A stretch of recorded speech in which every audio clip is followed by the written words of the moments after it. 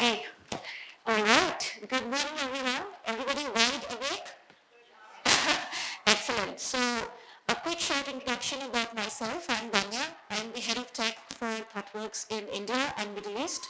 And I have been in the technology space for the last 18 plus years. And this is home, right? Like technology is home. So I'm really glad to be here amidst a lot of students who are really looking forward to kickstart their careers in this exceptionally extraordinary time to be alive in, right? Like where AI is making so many waves.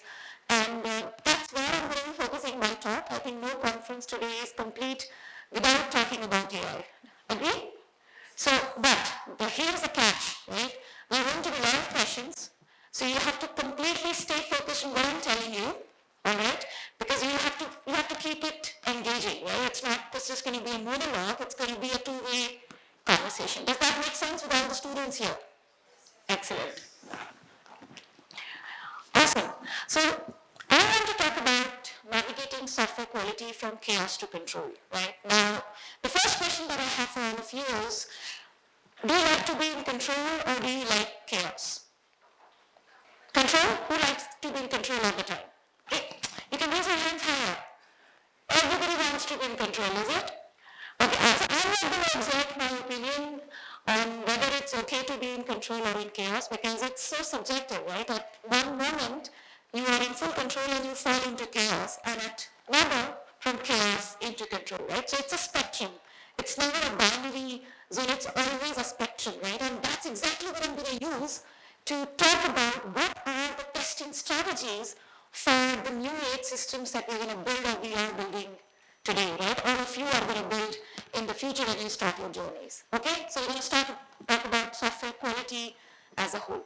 But before I talk about what are the future trends or how to think about the future, it's really important to take a peek at the past, right? Because I truly believe that the past has a lot of lessons to serve for the future, right? So let's take a glimpse or a journey down the memory lane from last 25 years of technology. Okay, the first one, 2001, Agile methods. And that's the time when the Agile manifesto was signed. And our chief scientist, Martin Fowler, I'm sure a lot of students already know him and follow him, was one of the signatories on the Agile manifesto. Everybody heard of Agile manifesto?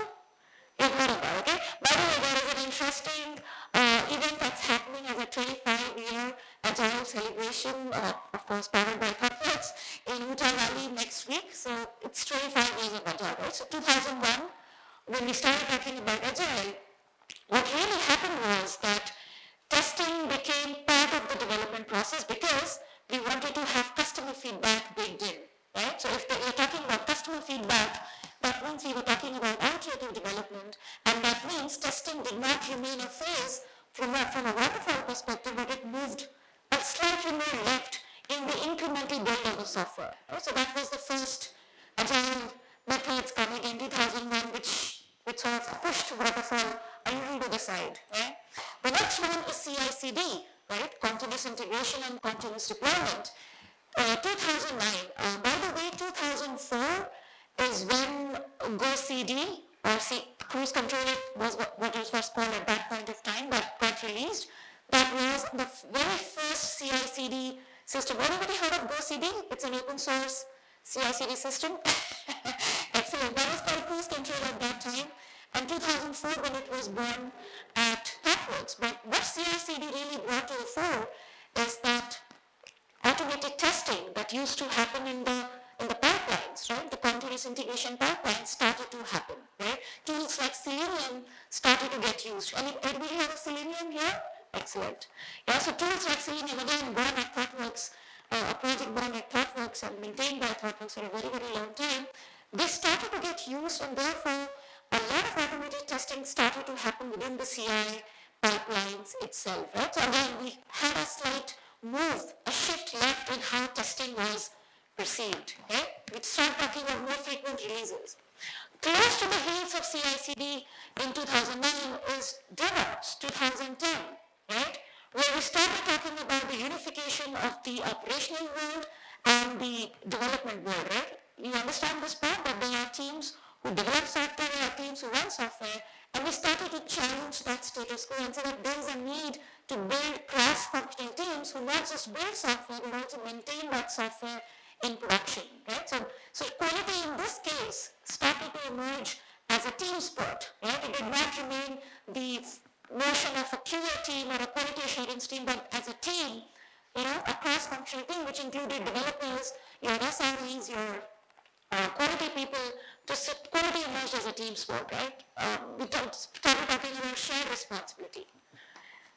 Then comes microservices, 2013. See, all these terms, I'm sure you folks know, but I'm just taking you down the journey of how this all transpired in our industry, right? These are all inflection points which actually shifted how we thought about technology, how we embrace technology, and how we deliver technology, right? So microservices, independent, deployable units, right?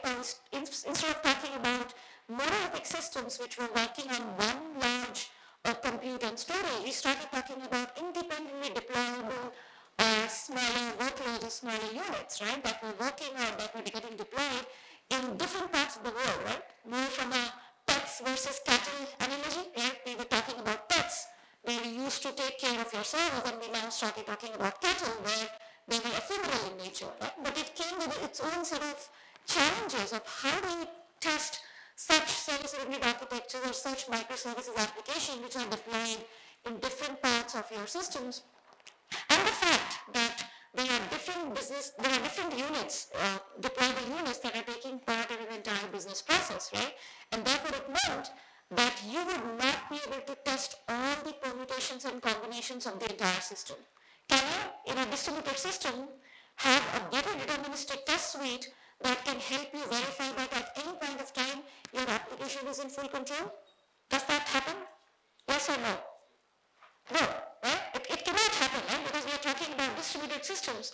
And I'm sure as students you understand this fallacies of distributed systems, right? The network can fail, the bandwidth is limited. There are the three fallacies, right? Now, if that's true, at any point of time your system can fail at any moment, right? So there was no deterministic testing strategy in case of microservice as well. And that's where in 2017 we started talking about shift-right testing, right? Where we said that you need to test in production. What do we mean by that?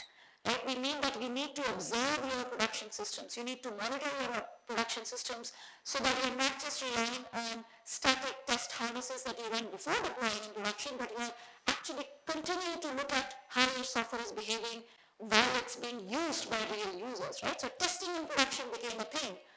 Starting 2017 and very closely aligned with the microservices movement because of the whole distributed systems as a thought process.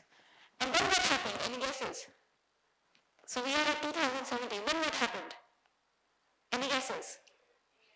AI, exactly, right? ChatGPT, 2022, AI as a commodity, right? Now, what I mean by this is that it's not that AI is new, right? It has been there for the last 40 years. But what happened in 2022 is, I often use this phrase that AI came to the foreground from the background, right? AI was happening in the background with lots of research labs, with lots of tech companies investing in it, but suddenly, AI just came to the foreground available for everybody, right? So the barrier to adoption, to embracing it just dropped dramatically down, right? So that's what happened.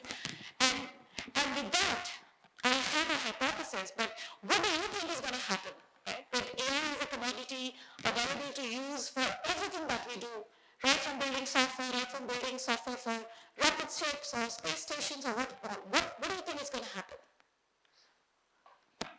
Okay, let me show you my hypothesis. I believe that all software in the future is going to be AI ML enhanced. How many of you agree with me? Okay, great. So you are on board that all the software that you write in the future is going to be enhanced with AI ML algorithms embedded and powering them, right? The reason I say that is it's not going to cost you 100 times more to build an AI ML driven software system, but it's going to be 100 times more competitive than the traditional software systems, right? So that's the hypothesis that I have, and I'm sure all of you agree with me already, right? Now if we are talking about systems that are going to be embedded with AI and ML, right? AI is going to be taking decisions and creating intelligent loops for your workflows, for your business processes. It's spectrum. Again, I'm bringing it back to the same point. It's not going to be deterministic. It's not going to be binary. It's going to be a spectrum between control and chaos, right? And therefore, in order to understand the spectrum, I'm going to use a framework. Okay, so pay attention to this part really, really well, because this is like the meat of what I'm going to be sharing with you, and we're going to use it as we move forward, right? This is what I present to you, the Canadian framework. The spelling is not, how come? It's C-Y-N-E-F-I-N, okay? It's pronounced as Canadian framework, right? Now, if you can see, there are 4 domains in this Canadian framework. You can see them, the 4 quadrants that you see on the screen, right? But then you see that these quadrants are also not very linear or separated, right? You see the swirls? So there are fuzzy lines in between, right? That means there is no distinction at the cusp. What is clear or what is not? I'll talk about all the domains, don't worry, just hold on to that. But this is a framework that was developed in 1990 by Dave Snowden at IBM. Okay, so it's not a new framework, but what I have tried to do is use this framework as a mental model for all of you to take decisions on how you think about software quality for the new 8 systems that you're going to build, right, which are going to be embedded with AI and ML, right? So I want you to just understand this framework really, really well. So the domains on the left, right, the domains on the left are order domains, right? When I say order, there is a clear relationship between cause and effect, right? You can say that this is the effect of this cause, right? So there is a direct relationship. You can create and establish that. But the domains on the right are more disordered, right? You need a lot of expertise to establish the relationship between cause and effect, right? But let's look at the first domain. The first domain on the right is the clear domain, right? Now, clear domain operates in fixed constraints, right? What I mean by that is that it operates from a best practice perspective, right? Imagine a loan processing system, right, or a loan processing application where the rule is that my system is not going to grant a loan to a person whose monthly income, whose loan repayment is crossing more than 35% of their monthly income, right? That's a simple rule, right? Isn't it? It's a simple rule. Now, the clear domain talks about operating from these rules perspective, right? So there are fixed constraints. So the constraint in this system is that the loan will get rejected if the monthly income of the person is or the loan repayment of the person is crossing more than 35% of their monthly income. It's a very simple thing. There is no expertise required, right? You just look at the rules and you take decisions, right? So you can follow the best practices, as we like to call it, right?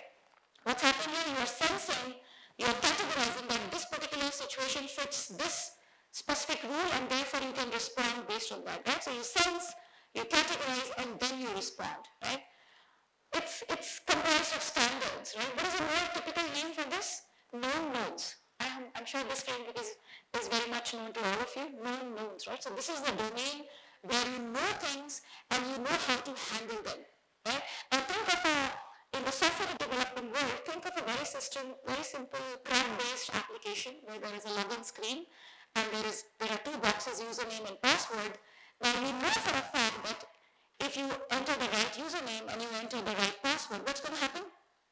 You're going to be logged in, right? If you enter any of those 2 things wrong, you're going to be logged off. You will not be logged in, right? So it's again, you see the analogy to the clear domain that these are fixed constraints, right? There is no ambiguity at all, right? So such kind of applications and the testing that you think about for such kind of applications, think of BDD style cucumber tests, right? They fit really well in such kind of systems because they are simple, they are clear, there are fixed constraints, and there is no interesting situations that are happening, right? But let's look at the next category. It's called complicated, right? Now, what I mean by complicated is it's operating by governing constraints, right? Now, what I mean by governing constraints is that you can look at the good practices, sense, analyze, and respond, right? So the difference from clear to complicated is that in case of clear, you just categorize because there are best practices or there are rules. But in case of the complicated domain, you have to have some sort of expertise to understand what's happening, right? So you need some analysis to take decisions on what's going to happen and how how should I handle this situation, right? So if we take a analogy in the software development world, now imagine there is a monolithic system, right? Now a monolithic system, say, everybody remember WAR files, jar files, right? We don't talk about that very often these days, but imagine a WAR file-based system which is getting deployed, right?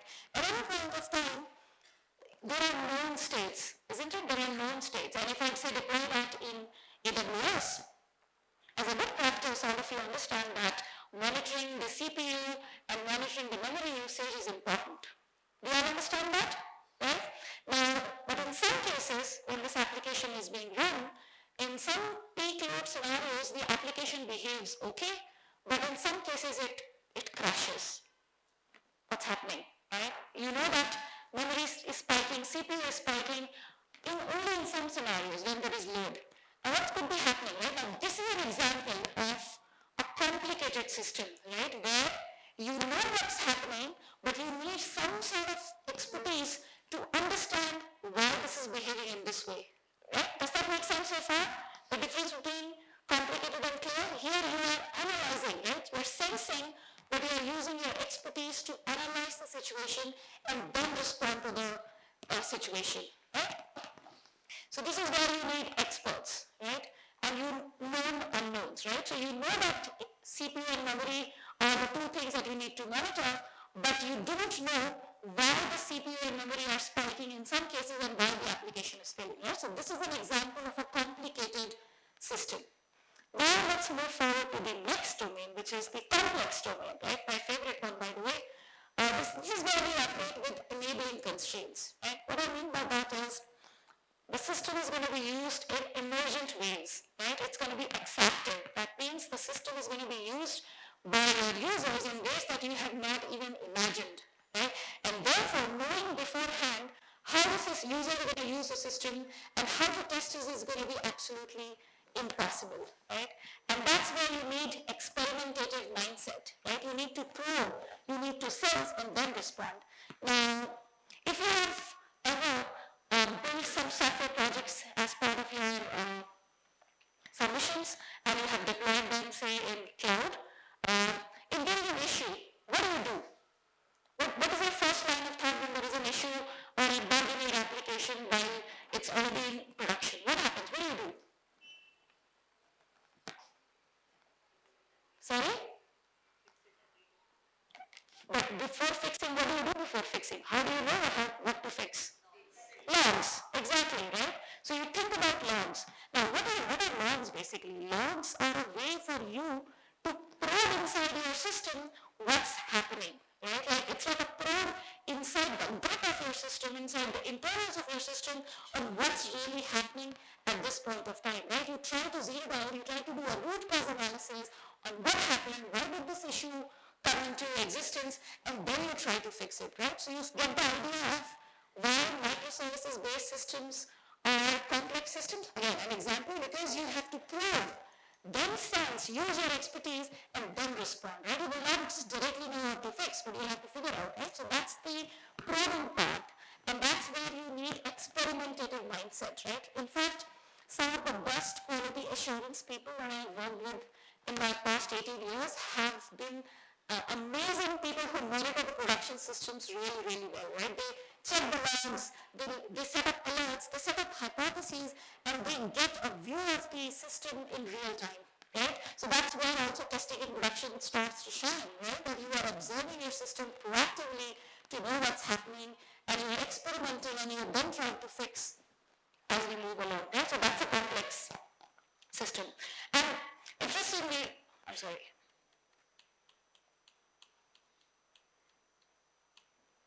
Yeah, and unknown unknowns, right? And again, from the more common framework that all of you understand, it's the area of unknown unknowns.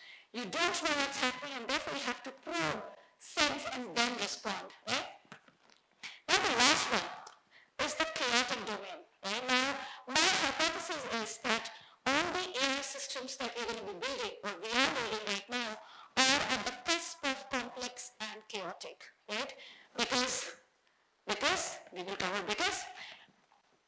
no effective constraints, right? If you are using AI and unless there are guidance, which you're going to talk about later, there are no effective constraints constraints, right? And what I mean by that is there are novel scenarios. Let's take an example. 2016 or maybe 17, Microsoft released a chatbot for Twitter called Tay. Anybody remembers that? Tay? So what happened was they released this chatbot in the wild, and in just about 24 hours, this bot got the best of Twitter. Okay, Twitter was called Twitter at that point of time. It got the best of Twitter. It learned to spew sexist, racist comments just by learning from the kind of comments it was dealing with from the actual community, right? What did Microsoft do? They had to take the system down, right? So that's an example of a chaotic system. In chaotic systems, you have to think about acting first. Anything that you do first is the act, and then you probe, and then you respond, right? So you have to act first, and then you make any specific sense, and then you respond. Right?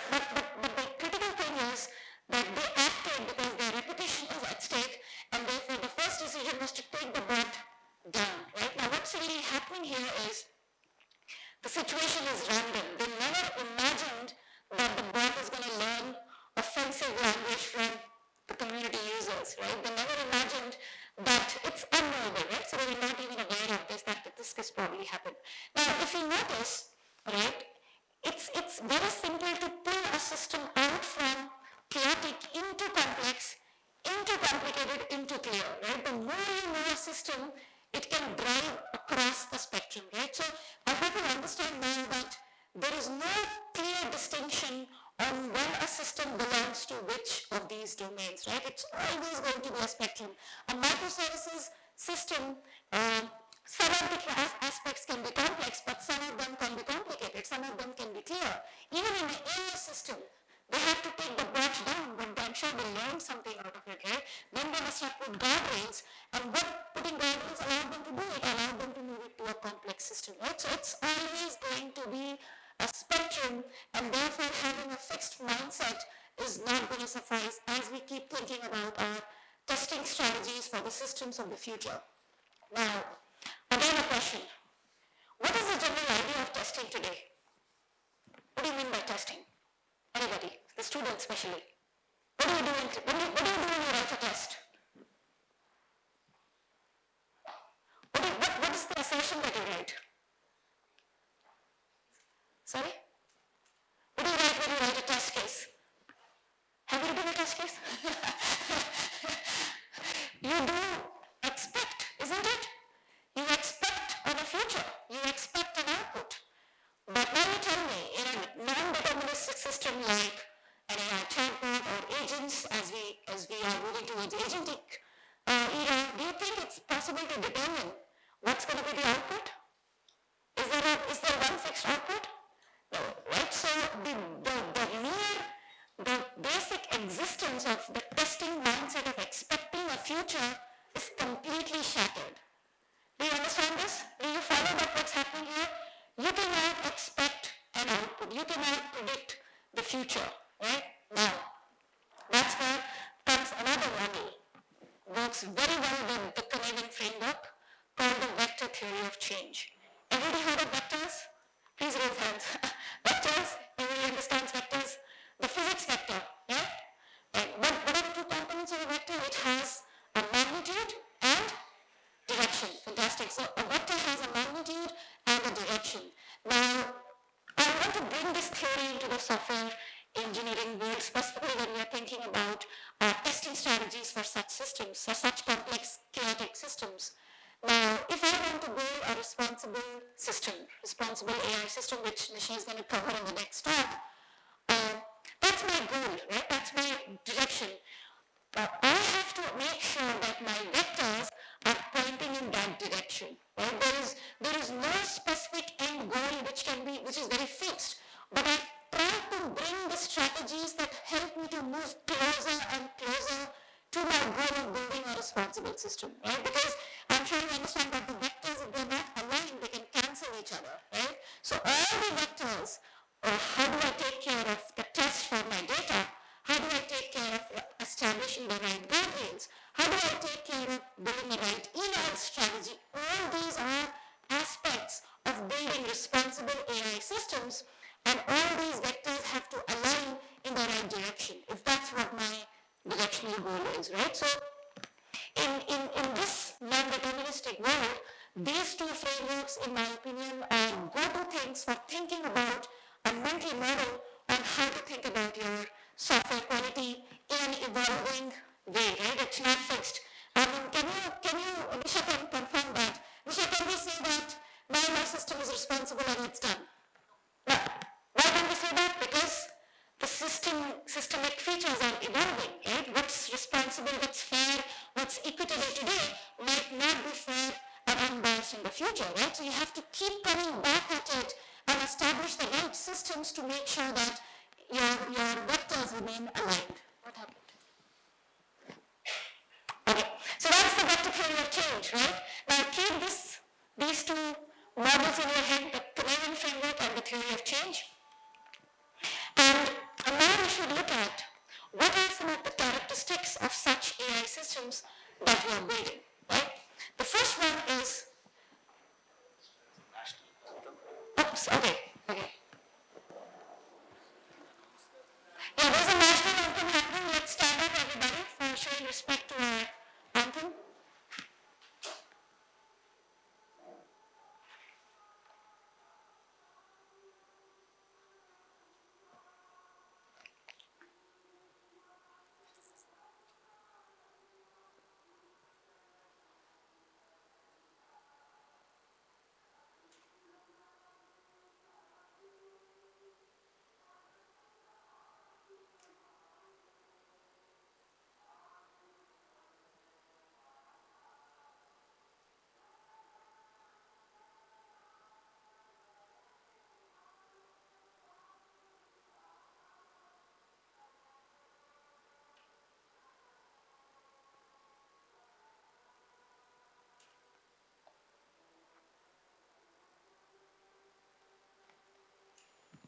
Thank you.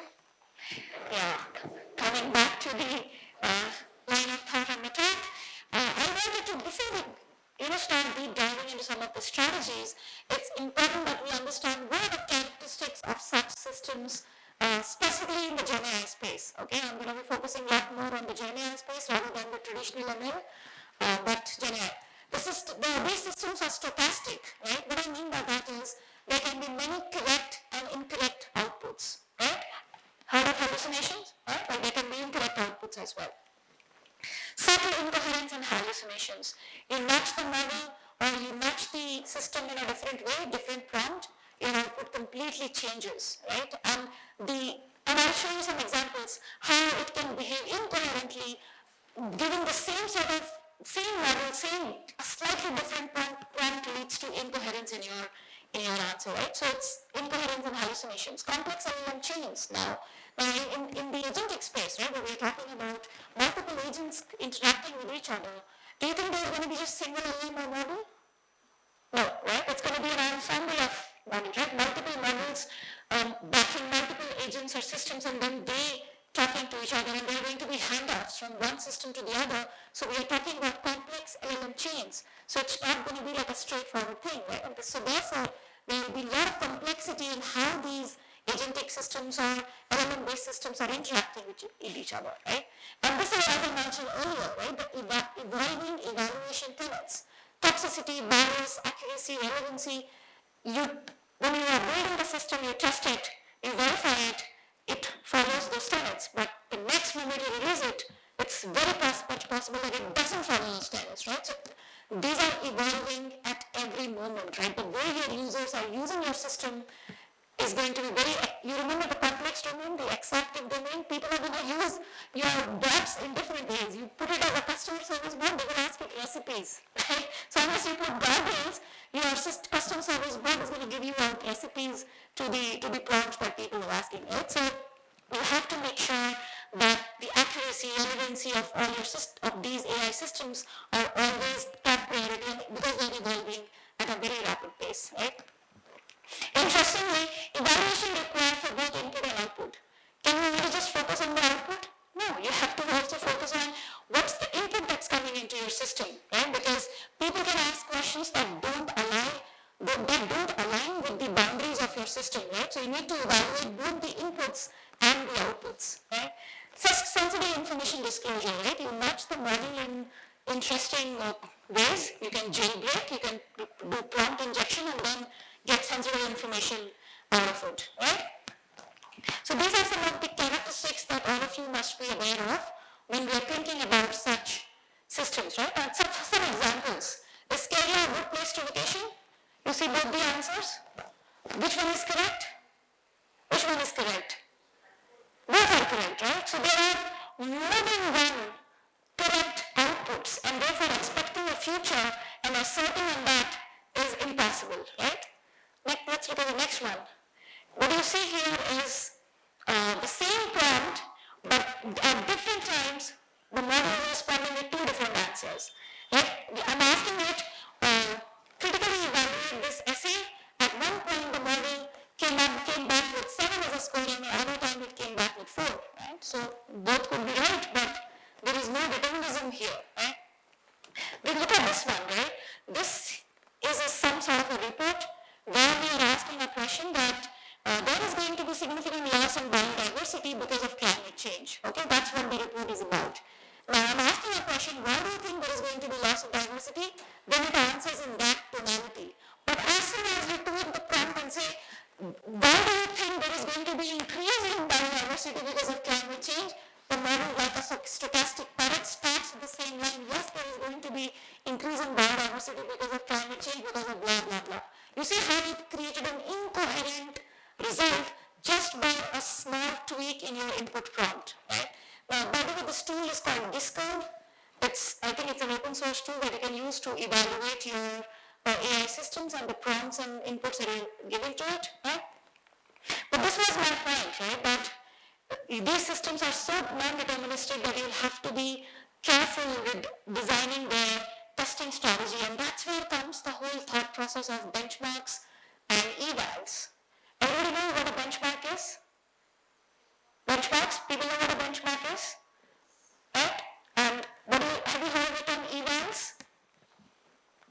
No? Okay, let's paint it very simple.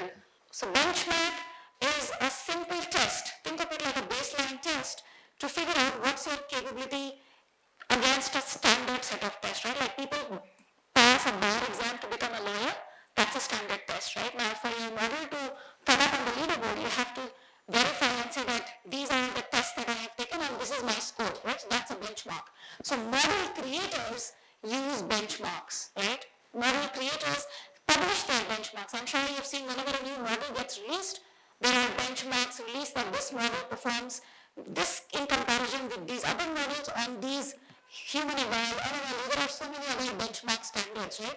And people publish their ratings against those benchmarks. So benchmarks are for model creators, but benchmarks have to be taken with a pinch of salt. In fact, the full bag of salt, because you cannot trust the benchmarks, right? Because as a model creator, how do you know, or how do you trust that the model has not seen actually the test during the training itself, right? Now, if you can't verify that, you can't trust the benchmarks. But what do you test? What do you trust? The way you are building your AI system, the context in which you are going to be using your AI system, that defines what should be the evaluation strategy for your system. And that's where the term evals come into picture, right? For testing AI systems, you need to think in terms of what are the evals that I should put up in my system so that I can verify that my system remains aligned with the objective for it is built and it remains compliant to the boundaries that I'm setting for it. Make sense? So evals is the term that you need to understand. We're going to be talking about it in more detail, but this is a sample system that we're going to take. It's a simple retrieval augmented generation. Everybody heard of that? Especially the students, right? This is a simple retrieval augmented generation system. There is an LLM, there is a retrieval backend which has all the embeddings for the documents that it is working on top of. Based on the user query, your embeddings get selected based on the similarity to the query and the index that you already have, which is sent to the LLM as a context. And based on this context that you have fetched from your document index from your retrieval, the LLM responds to your answer, right? This is a simple, very, very simple, simplified view of a RAG-based system, although in reality it's never this simple, right? So that's a simple view of a RAG-based system. when we are thinking about a RAG-based system, what are some of the metrics that are important to understand? What's the context recall and context precision, right? So context recall is about when I looked at the specific query that the user is asking, was I able to recall the right context, right? Because do you folks understand that the quality of the output of your system is going to be a function of the input, right? And the context is part of the input, and therefore context recall for RAG-based systems is a very important metric that you need to monitor, right, as part of your evals strategy, okay? So context recall, context precision. Precision means the context that you fetched from your document sources, is it relevant or is it precise for the user query under consideration, right? If it's not relevant to the query, then it's not precise, right? So context recall, context precision. Then relevance, when the LLM finally generates the output, is it relevant to the question that the person has asked, right? And whether it's grounded in the context that you supplied, right? So these are some of the metrics that are important for a RAG-based system, right? Now, do you agree that LLM is a black box? LLM is a black box, right? Now, LLMs are black boxes. LLMs operate with two parameters, but what about the surrounding system? Now, my hypothesis is that when one component of a pipeline is black box, anything before that ends up becoming a black box. Does that make sense to you? This is a very subtle observation, but if one element in your pipeline is a black box, what happens to the remaining? All of them tend to behave like that. Right? So everything becomes a black box. Now, what are some of the characteristics or some of the parameters that impact such a RAG system? Right? We spoke about the LLM parameters. That's one part. But what about the other paraphernalia that you're putting around it? Right? Chunking strategy. In case of a RAG-based system, the way you are chunking your documents and indexing your documents, that's going to have an impact, right? If for a system that is supposed to answer in short answers and your short answers are not getting accurate, that means something is wrong with your chunking strategy. Maybe you are chunking larger segments, maybe then you need to change your chunking strategy to chunk smaller segments, right? So the point is that there are so many moving parts and variables in this simplified RAG system beyond the LLM that you have to think about, right? So the chunking strategy for your document indexes is one part. Second is choice of main generative model. You know that when you change a model, the same prompt can fail terribly. So a prompt which works really well with one model can fall flat with another. Does that sound right? It can happen? Yes? So the way you choose your main model also has an impact on your overall system behavior. Same goes with choice of embedding model, right? What model are you using to create embeddings from your document corpus for a RAG-based system has a direct impact on what's going to be the quality of your responses, right? Retrieval mechanisms. There are so many types of retrieval mechanisms. There is semantic search, there is hybrid, there is text BM25, right? Like very old technologies, but the kind of retrieval mechanism that you use has an impact on how your model is going to perceive the context and give you the response, right? Choice of hardware and infrastructure, right? Like there are expensive hardware where the inference time is optimized. There is going to be not so expensive hardware where the inference time is going to be really high. So choice of hardware and infrastructure also has an impact on your overall system. Now if you pack all of these things together, how many moving parts do we have?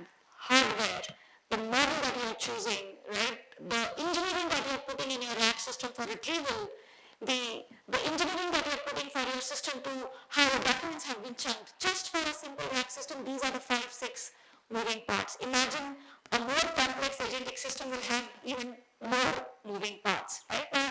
Now, therefore the question comes, how do you test? Do you test more end-to-end or do you test individual components? What do you think is needed? End-to-end? Sorry? So we need both, isn't it?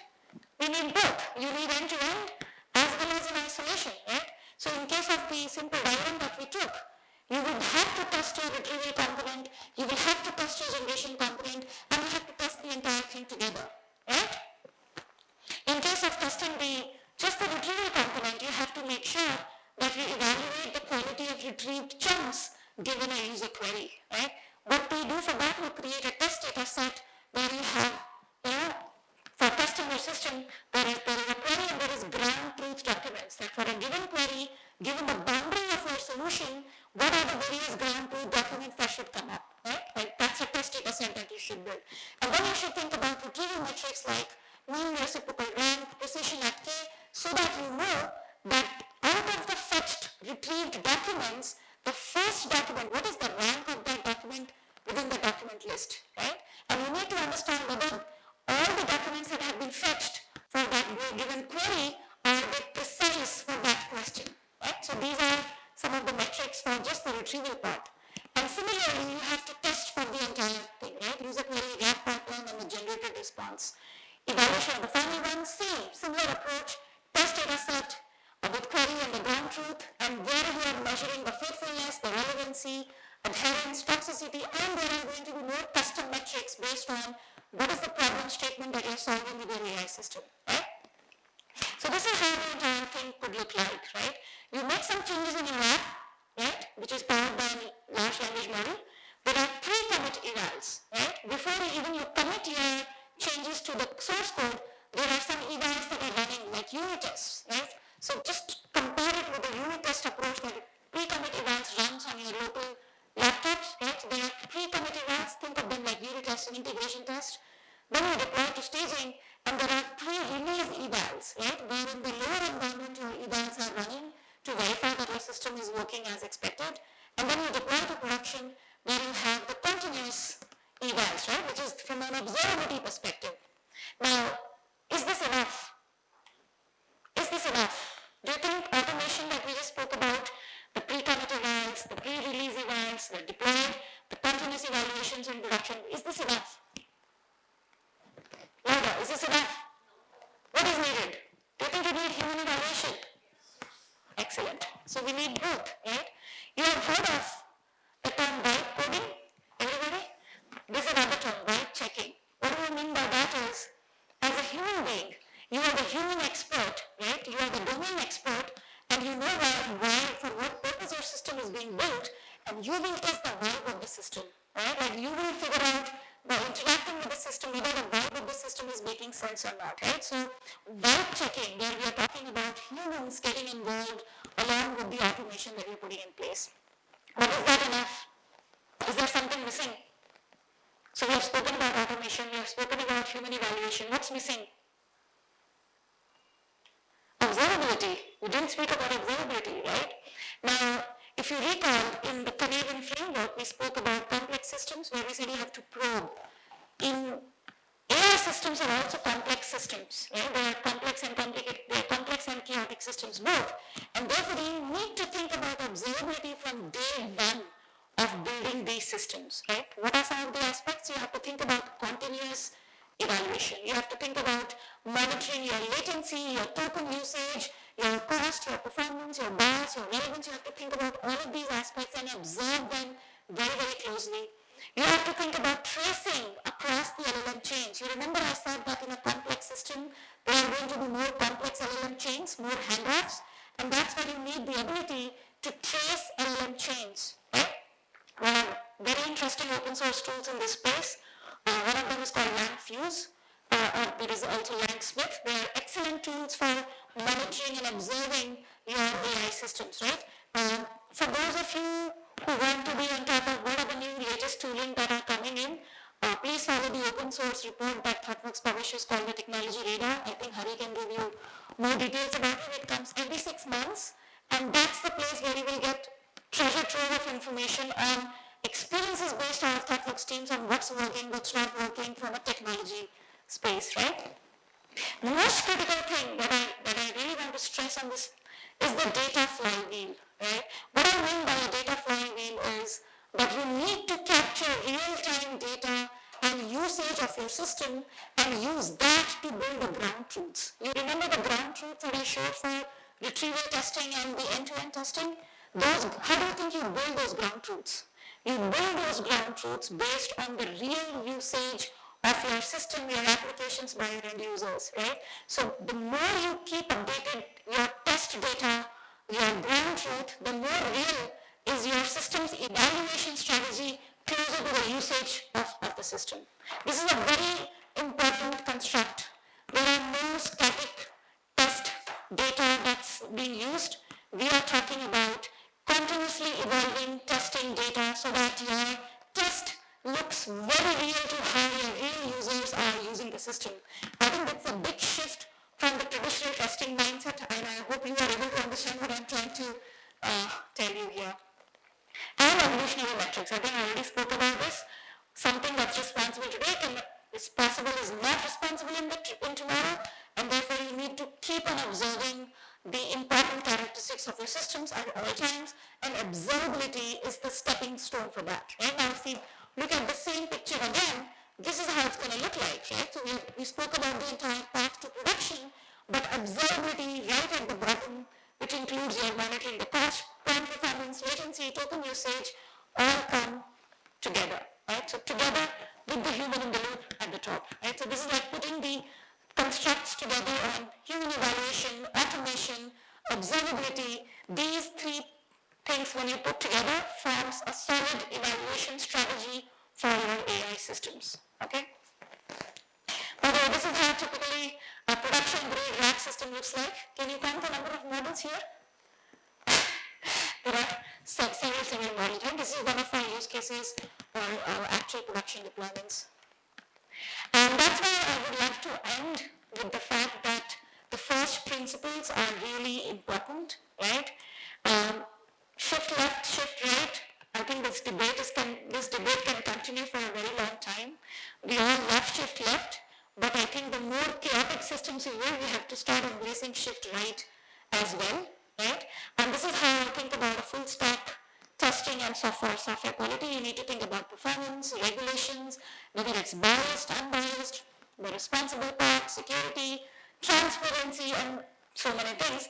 And therefore, I believe that the future generation has to be a data strategist, has to be an accessibility expert, has to be user experience advocates, policy guardians, need to understand how to do performance tuning, responsible technology, because without this, you need to have that holistic view, right? Now, if somebody asks you that what's going to happen in the future, AI going to take your job, if you are thinking about all these holistic concepts and you are critically looking at what you bring to the table, I think your job is absolutely secure, so don't worry about it. So relax, everything is anywhere out of control, so try to embrace chaos, not always in control. Thank you.